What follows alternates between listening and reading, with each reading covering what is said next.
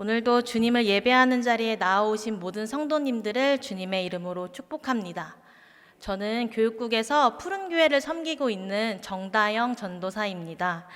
오늘 전해지는 말씀을 통해서 우리 성도님들에게 하나님이 주시는 은혜가 가득하기를 간절히 소망합니다. 성도님들은 교회 하면 어떤 이미지가 떠오르시나요? 저는 홍천의 작은 시골 교회에서 신앙생활을 하였는데요. 교회가 아지트였고 곧 교회가 놀이터였던 저에게 이 교회라는 곳은 부모님처럼 따뜻한 이미지 또는 친구들처럼 즐겁고 신나는 이미지를 갖고 있습니다. 그런데 몇 달 전 국민일보에서 1000명을 대상으로 기독교에 대한 대국민 이미지 조사를 시행했습니다. 특별히 이 조사에서는 사람들의 답변을 통해서 각 종교의 상징적인 이미지 단어는 무엇일지도 함께 분석했는데요. 그 결과 기독교를 대표하는 핵심 단어가 배타적이라는 결과가 나왔습니다.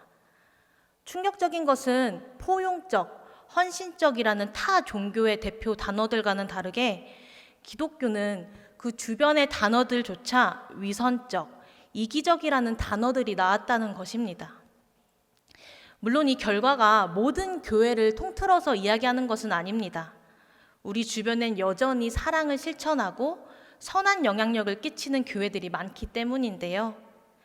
하지만 이 결과는 사람들의 시선에 대다수의 교회 공동체의 관심이 교회 밖을 향하기보다는 철저히 교회 안을 향해 있다는 것으로 생각해 볼 수 있습니다.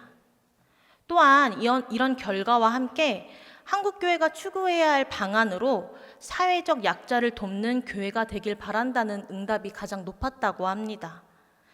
이는 우리들로 하여금 교회 공동체에 속해 있는 나 자신부터가 그동안 무엇에 관심을 두었는지 다시 한번 돌아보게 만들어주는 것 같습니다. 그렇다면 성도님들의 관심은 무엇을 향해 있으신가요? 그리고 성도님들이 원하시는 이 교회 공동체의 모습은 무엇인가요? 이 시간 예수님의 잃어버린 양에 대한 비유 말씀을 통해서 예수님의 관심은 무엇을 향해 있으신지, 그리고 예수님이 원하시는 공동체의 모습은 무엇인지 함께 알아보고자 합니다. 오늘 본문 말씀이 속해 있는 누가복음은 다른 복음서들 뿐만이 아니라 신약 성경의 다른 서신들보다 죄인과 사회적 약자 또는 소외된 자들에 대한 예수님의 관심을 가장 뚜렷하게 나타내고 있습니다. 이토록 예수님께서 죄인들에게 관심을 갖는 데에는 당시 누가복음에 나타난 공동체의 상황을 살펴보면 이해하기가 쉬운데요. 누가복음에는 연속적으로 두 그룹의 지속적인 갈등이 나타납니다. 한 무리는 사람들에게 존경받고 율법을 잘 지킴으로써 종교적으로 모범이 되는 바리새인과 서기관들과 같은 종교 지도자들이었고, 또 다른 무리는 이와는 반대로 율법에 어긋나는 자들, 사람들에게 멸시받고 천대받았던 죄인과 세리들과 같이 소외된 사회적 약자들이었습니다. 마치 서론에서 말씀드렸던 오늘날 기독교를 대표하는 단어들처럼 바리새인과 이 종교 지도자들은 죄인을 향해 배타적이고 이기적인 모습을 나타내며 당시 공동체에 많은 갈등을 유발하였습니다. 때문에 예수님께서는 사람을 가르고 차별하는 것이 아니라 주님 안에서 평등하고 하나가 되는 공동체를 원하신다는 것을 말씀을 통해 이야기하시고 그것이 어떤 것인지 삶의 모습으로 친히 보여주셨습니다. 오늘 함께 나눌 본문 말씀 15장에 이와 같이 공동체의 상황 속에서 예수님께서는 어떤 공동체를 원하시는지 잃어버린 양, 잃어버린 동전, 잃어버린 아들의 연속되는 세 개의 비유로 이야기하고 계시는 부분인데요.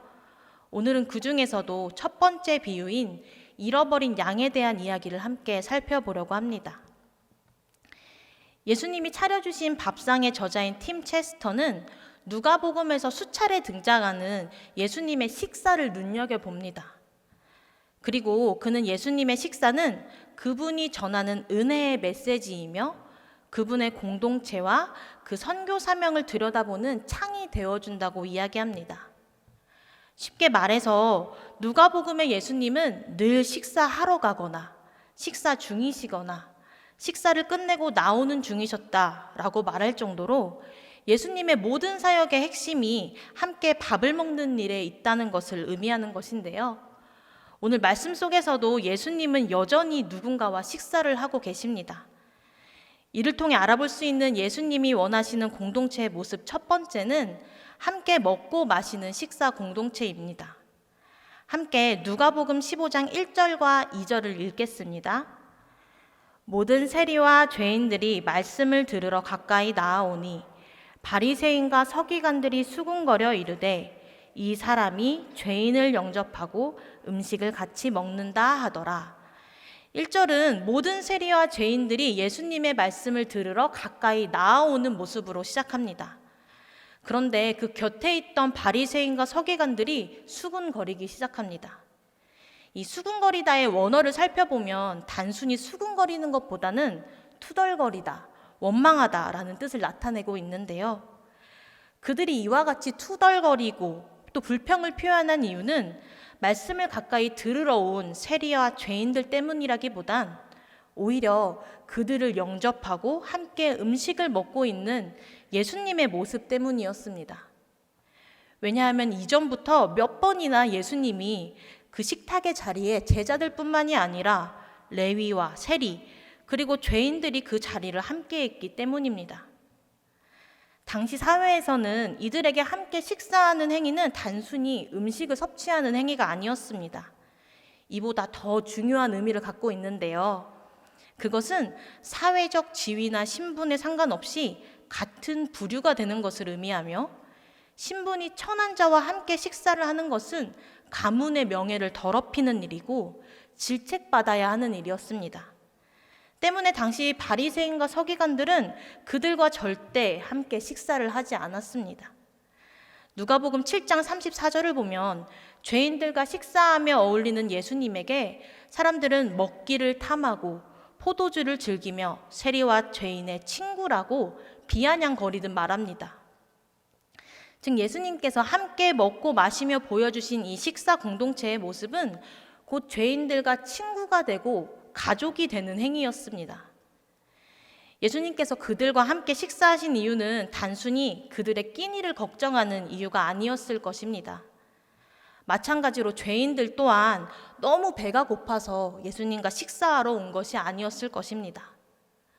오히려 죄인들에겐 예수님과 무엇을 먹느냐 보다는 어떠한 이야기를 주고받느냐가 더 기다려지는 시간이 되었을 것이라 생각합니다.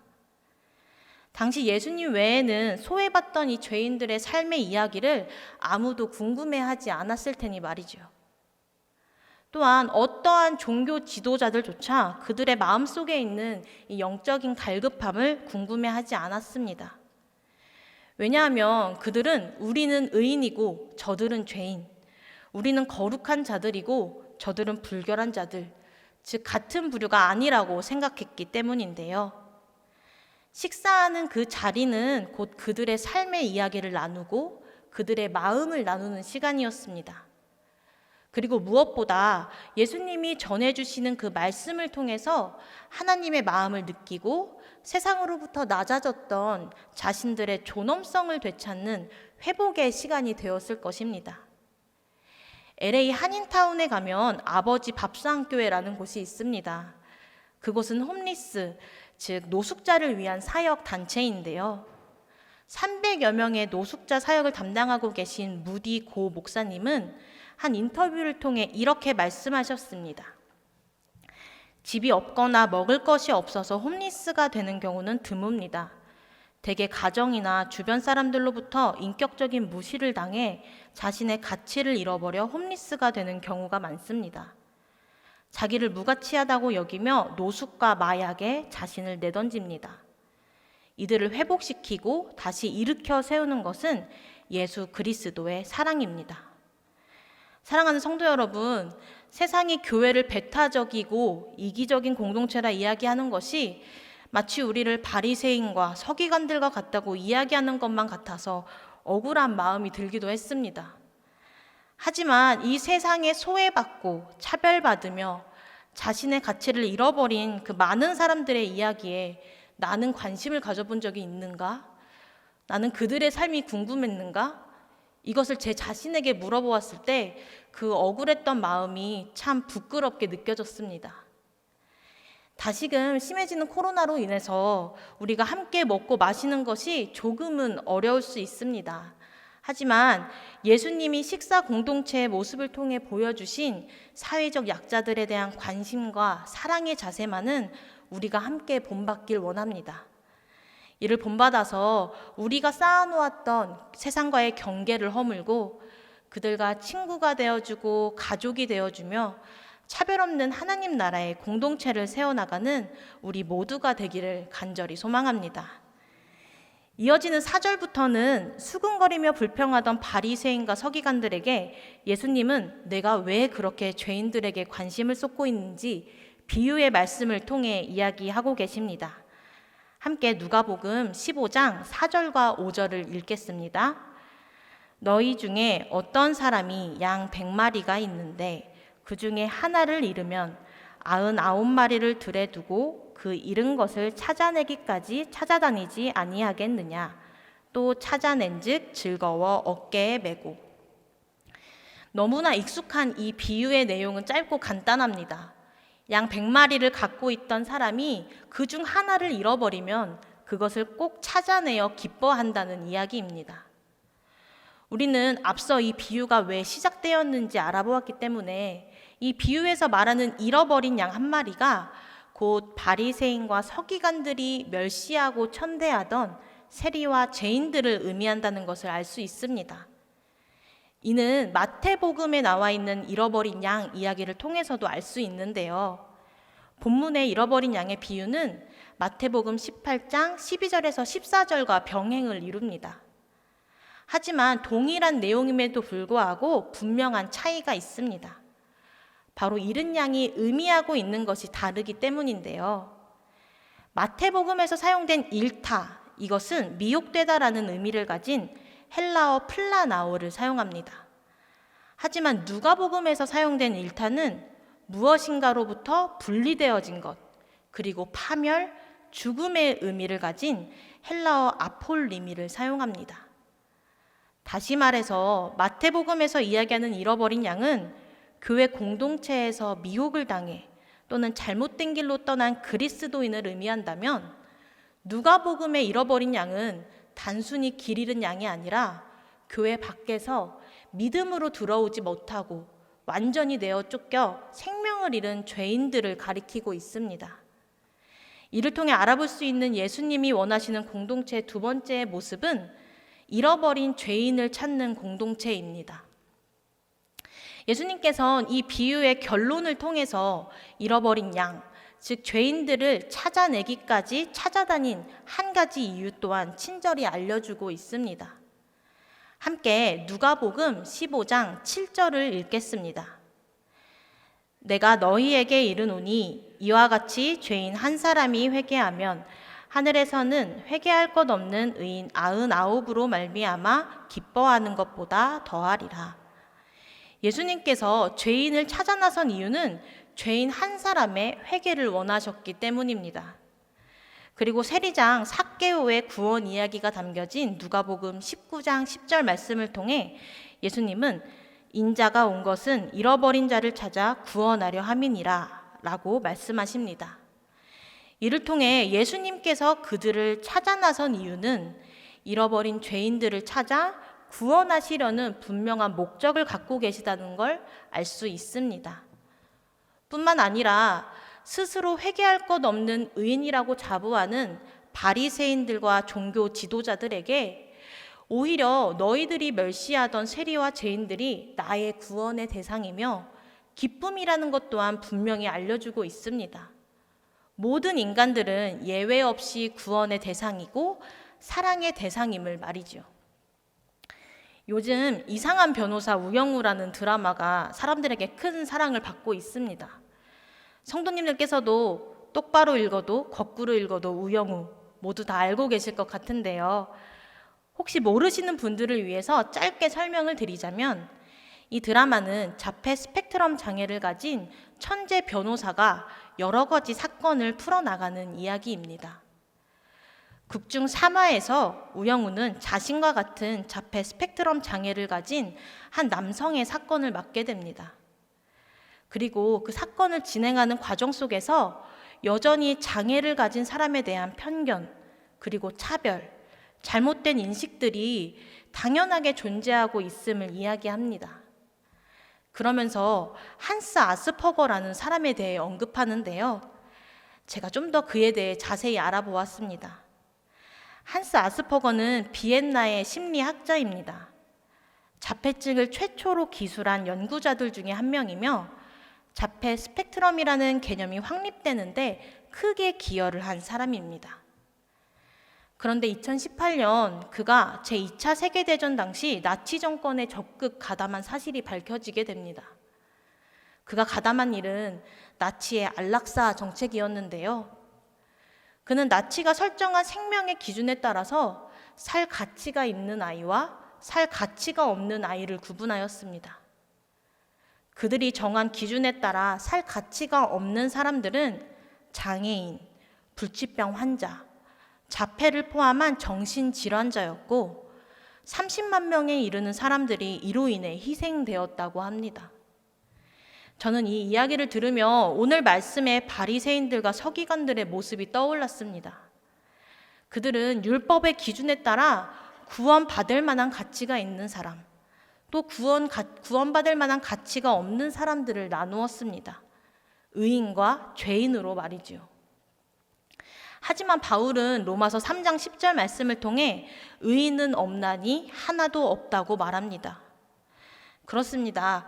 우리는 사람의 생각으로 의인과 죄인을 구분하며 그들을 차별하고 정죄하기 이전에 먼저 죄인인 우리, 자격 없는 우리를 친히 찾아오신 그 주님의 은혜를 먼저 기억해야 합니다.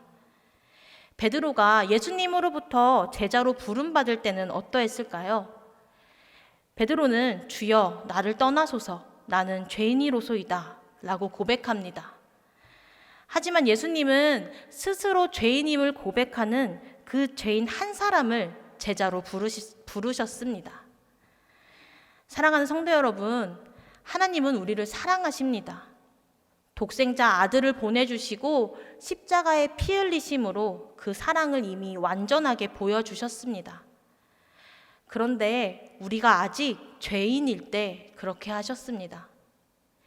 이 시간 바라기는 넘치는 사랑을 이미 받은 우리가 이제는 또 다른 죄인을 찾아 나서는 주님의 사역에 동참하길 원합니다. 모든 사람이 구원을 받고 진리를 아는 데 이르기를 원하신다는 그 하나님의 말씀처럼 누구 하나 소외된 자 없이 잃어버린 자 없이 구원의 은혜를 누릴 수 있도록 선한 목자 되신 주님과 함께 세상 속으로 나아가는 우리 모두가 되기를 간절히 소망합니다. 마지막으로 예수님이 원하시는 공동체의 모습은 누가복음 15장에 등장하는 세 가지 비유에서 공통적으로 등장하는 구절을 통해 알 수 있습니다. 먼저 누가복음 15장 5절과 6절을 제가 다시 읽겠습니다. 또 찾아낸즉 즐거워 어깨에 메고 집에 와서 그 벗과 이웃을 불러 모으고 말하되 나와 함께 즐기자 나의 잃은 양을 찾아내었노라 하리라. 잃은 양을 찾은 목자는 즐거워 어깨에 메고 집으로 돌아옵니다. 그리고 벗과 이웃들을 모아 나와 함께 즐기자고 말합니다. 그런데 이어지는 잃어버린 동전의 비유의 말씀에서도 동일한 구절이 등장합니다. 누가복음 15장 9절입니다. 또 찾아낸즉 벗과 이웃을 불러 모으고 말하되 나와 함께 즐기자. 이뿐만이 아니라 잃어버린 아들의 비유의 말씀에서도 같은 뜻을 가진 구절을 볼 수 있습니다. 23절 우리가 함께 먹고 즐기자. 24절 그들은 함께 즐기기 시작하였다. 이와 같이 세 가지 비유는 모두 잃은 것을 찾은 뒤 개인의 기쁨으로 그치지 않고 공동체가 함께 즐기는 모습으로 확장되어집니다. 우리는 이를 통해서 예수님이 반복적으로 이야기하심으로써 진정으로 원하셨던 공동체의 모습이 무엇인지 짐작해 볼 수 있는데요. 예수님이 원하시는 공동체의 마지막 세 번째는 함께 기뻐하는 공동체입니다. 이 양을 기르는 목자 문화에 익숙하지 않는 우리나라에선 굳이 99마리의 양을 두고 잃어버린 한 마리의 양을 찾아온 그 목자 개인의 기쁨이 왜 모두의 기쁨이 되어야 하는지 다소 의아하게 느껴질 수 있습니다. 하지만 당시 중동의 목자 문화를 살펴보면 그 이해가 쉬운데요. 그들은 평균적으로 한 가정에 5마리에서 15마리의 가축을 길렀다고 합니다. 따라서 몇 명의 가정이 양을 돌봐줄 목자 한 사람을 고용하거나 혹은 가족들이 많은 양의 무리를 함께 돌보았다고 합니다. 때문에 오늘 말씀과 같이 양 100마리를 기르는 경우라면 대가족이 함께 양을 돌보았을 가능성이 높습니다. 즉 예수님이 비유를 통해 말씀하신 목자는 대가족의 일원이라는 것이지요. 그러니 자연스레 양을 돌보는 일은 모든 가족에게 책임을 느끼게 합니다. 양 한 마리를 잃는다는 것은 대가족 모두의 손실이자 아픔이며 그 잃은 양을 찾는다는 것은 가족 전체가 기뻐해야 하는 것이 자연스럽고 당연한 일이 되어집니다. 이는 마치 주님께서 사람을 가르고 차별하며 배척하는 바리새인과 종교 지도자들에게 죄인이든지 세리이든지 어떠한 사회적 계급과는 상관없이 우리 모두가 하나님 나라의 한 가족이라고 이야기해 주시는 것과 같습니다. 이는 오늘날 우리에게도 동일하게 적용해 볼 수 있습니다. 하나님 나라의 한 공동체, 한 가족인 우리에게 죄인 한 사람, 소외된 한 사람은 곧 우리 모두의 책임이며 우리 모두의 아픔이어야 합니다. 그렇기에 죄인 한 사람이 회개하고 구원을 얻어 새 생명을 얻는 것은 2절 말씀의 바리새인과 서기관들처럼 결코 원망하고 투덜거릴 일이 아니라 공동체 모두가 기뻐해야 하는 것이 마땅한 일이며 그것이 바로 예수님이 원하시는 참된 공동체의 모습이 되어집니다. 사랑하는 성도 여러분, 하나님께서는 우리 안에서 하나님이 기뻐하시는 일을 할 수 있도록 도우십니다. 그리고 그 일을 할 수 있는 힘과 능력을 우리에게 공급해 주시는 분입니다. 따라서 하나님의 나라의 한 공동체, 한 가족인 우리는 우리가 잘하는 것, 우리가 원하는 것이 아니라 하나님이 기뻐하시는 일을 해야 할 줄 믿습니다. 오늘 말씀을 통해서 알아보았듯이 하나님의 기쁨은 우리로부터 부당하게 멀어지고 격리되었던 소외된 자들이 회개함으로써 구원을 얻는 것입니다. 그리고 더 나아가 그들과 함께하는 그 기쁨의 잔치에 우리 모두가 함께 기쁨을 누리는 것, 그것이 바로 하나님의 기쁨이며 하나님이 원하시는 참된 공동체의 모습입니다. 이제 말씀을 정리하겠습니다. 이 시간 말씀을 들으시며 떠올랐던 누군가가 있으신가요?